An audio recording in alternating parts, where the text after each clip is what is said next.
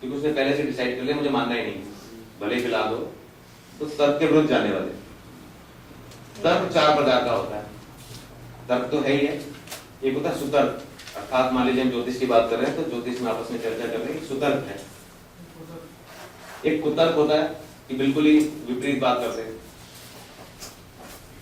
एक वितर्क भी होता है कि आप बात करें चाय की और कोल्ड ड्रिंक की बात करें। इसके 4 प्रकार की कैटेगरी तर्क में भी आती है। और यदि दोनों कैटेगरी के मिक्स है तो ऐसे व्यक्ति भोग विलास में जीवन बिता देते हैं। सर इसमें जैसे तीव्र गति से भी करता हो, प्रत्यक्ष भी देखता हो, तो दोनों के इफेक्ट आएंगे? दोनों के इफेक्ट आएंगे, बिल्कुल ठीक है, बहुत बढ़िया क्वेश्चन है। तीव्र गति से भी बिल्कुल, अब वो चीज आगे इसमें आएगी। देखिए जैसे ऐसा भी हो सकता है कि छोटे हस्ताक्षर या बड़े हस्ताक्षर, ऐसा भी हो सकता है कि बड़े अक्षर से स्टार्ट करके छोटा कर दिया या छोटे अक्षर से स्टार्ट करके बड़ा कर दिया, वो अभी आगे आएगा। हाँ, कड़ीदार चेन जैसी बनावट वाले हस्ताक्षर, कुछ लोग बिल्कुल फिरो के हस्ताक्षर करते हैं, अक्षरों को आपस में एक दूसरे जोड़ते हैं, वहां कलम को उठाते नहीं। तो जब भी कलम नहीं उठा के करेंगे, जोड़ के हस्ताक्षर करेंगे, तो उसे हम बोलते हैं कड़ीदार चेन जैसी वाले हस्ताक्षर। तो ऐसे लोगों में व्यवहार कुशलता बहुत होती है। और ऐसे लोगों को आप कह सकते हैं कि ऐसे लोग जो है बिहेवियर थेरेपिस्ट हो सकते हैं, बहुत अच्छे बिहेवियर थेरेपिस्ट बन सकते हैं, बहुत अच्छे। पेशेंस बहुत होती है ऐसे लोगों में, पेशेंस जो है बहुत होती है, क्योंकि जिसमें पेशेंस नहीं है वो अच्छा बिहेवियर थेरेपिस्ट नहीं बन सकता। व्यवहार पेशेंस मांगता है, संयम मांगता है। तीव्र घुमक्कड़ स्वभाव के ऐसे लोग ट्रैवलिंग बहुत करते हैं, ट्रैवलिंग बहुत अच्छी लगती है। तो अपने सर मितव्ययी लिखा है। हाँ, व्यवहार कुशलता, मितव्ययी, कम खर्चे वाला। हाँ, मितव्ययी का मतलब कम खर्च करेगा, घूमेगा कैसे? नहीं, घूमेगा अपने मतलब दूसरे के फालतू नहीं घूमेगा, फालतू नहीं घूमेगा, घूमने फिरने का बहुत शौक होता है। कुछ लोग हैं, आप देखिए सबको घूमने फिरने का हमारे से भी शौक नहीं है, लेकिन किसी को होता है, बहुत होता है, जब भी मौका मिला तभी चले जाते हैं। एक सर हमारे मित्र थे, वो ऐसे साइन करते थे, हमारे साथ ही कंपनी में थे, वो अपने हनीमून पर मुझे लगा सारा खर्चा मैंने करा। ताल ले रहा मुझे सारा खर्चा करो, वो ऐसे साइन करते हैं। हनीमून उन्होंने मनाया, खर्चा आपने किया था।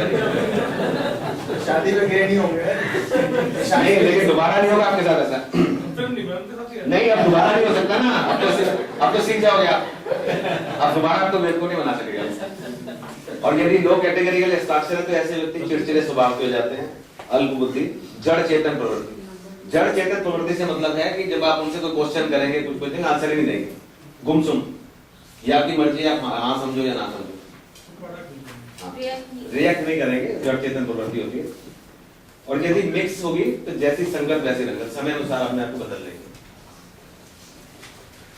नेक्स्ट देखिए, जैसे कि मैंने पहले ही स्टार्टिंग में आपको बताया था कि हस्ताक्षर के अध्ययन संबंधी कोई प्रचलित और सर्वमान्य प्रणाली नहीं है। अगर मैंने रिसर्च की है तो मेरे अपने मापदंड है, मेरा अपना शोध है, उसके लिए मेरे पास अपना प्रमाणिक जो है सामग्री है। विश्व भर में अनेक विद्वान इस क्षेत्र में कार्य कर रहे हैं और उन्होंने इस संदर्भ में अभूतपूर्व खोजें भी की है।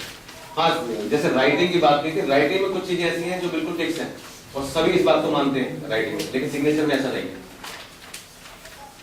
हालांकि हमने कोशिश की है, अपनी जो हमारी रिसर्च है, वो जो और वर्ल्ड में सिग्नेटरीज हैं, एनालिस्ट हैं, सिग्नेचर पढ़ते हैं, उनको अपनी शोध भेजी है कि सब एकजुट हो जाओ और इसको अगर आप हाँ करते हो तो इसको सर्वमान्य करते हैं। भविष्य में इस विज्ञान के संदर्भ में अनेक संभावनाएं भी व्यक्त की हैं।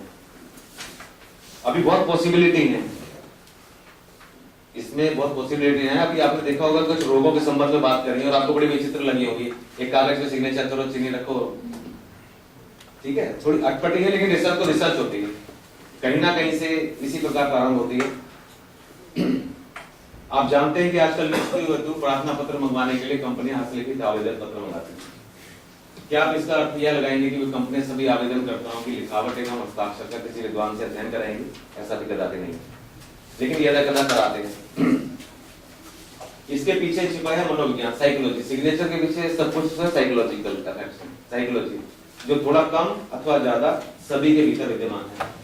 यदि एक ही सिग्नेचर का हम 40-50 लोग बैठ के अध्ययन करें, एक ही सिग्नेचर का, तो सब अपनी अपनी साइकोलॉजी के अनुसार, अपने अपने दृष्टिकोण अनुसार रिजल्ट निकालेंगे, जिसका उपयोग वह अपने अनुमान के आधार पर करता है, जिसके लिए किसी क्रमबद्ध अध्ययन की आवश्यकता नहीं पड़ती। अतः हम कह सकते हैं कि प्रत्येक मनुष्य किसी दूसरे मनुष्य की लिखावट एवं हस्ताक्षर देखकर कुछ ना कुछ संभावना अवश्य व्यक्त करता है। आप सिग्नेचर पढ़ना जानते हो या नहीं जानते हो, लेकिन अगर मैं कोई सिग्नेचर यहाँ पे दिखा दूं और आप सबसे बारी बारी पूछो तो कोई ना कोई एक बात आप सब बता ही देंगे। उसके लिए आपको एनालिस्ट बनने की बिना सीखे भी बता देंगे। कोई फ्रेशर भी बता सकता है, जो उसके अंतर मन के अनुसार तो ठीक होती है और उसी आधार पर वह निर्णय लेने में स्वयं को समझ पाता है।